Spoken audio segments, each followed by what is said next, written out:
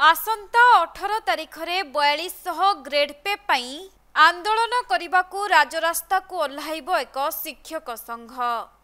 तेबे बालेश्वर जिलार 12टी ब्लॉक रो एनपीएस शिक्षक मानक द्वारा एक बैठक बसिथिबा बेले शिक्षक शिक्षयित्री अनेक सुविधा एवं असुविधा समस्या संपर्क में आलोचना होइथिला।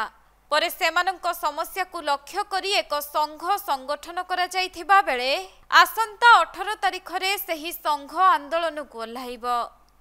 आमर आज बालेश्वर जिलार 12टी ब्लॉक रो एनपीएस संघर मुख्य नेतृत्व मानक आम निमंत्रण करथिलु।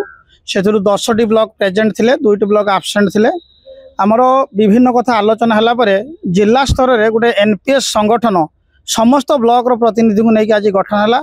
सेथिरे एनपीएस रो सभापति हिसाब रे मते निर्वाचन करथिबारु मु समस्त पर कृतज्ञता ज्ञापन करछि। कोन आगामी दिन रे निष्पत्ति सब रहिबो, कोन काम रहिबो? हाँ, आमर प्रथम कथा हला जिला स्तर रे शिक्षक मानकर विभिन्न समस्या जोड़ा माने एराइज होची आमे ताको समाधान करिया पई चेष्टा करिमु। राज्य स्तर रे आमर जो प्राथमिक शिक्षकंकर दाबी 4200 ग्रेड पे पई आगामी दिन रे आंदोलन होची। तेणु आम जिलार निष्पत्ति अनुसार आमे राज्य स्तरीय आंदोलन रे शामिल होमु। गोटे दाबी 4200 ग्रेड पे प्राथमिक शिक्षक सेंट्रल पे सही दाबी रे आमे आगामी विधानसभा समय आंदोलन करिया को निष्पत्ति नेलु।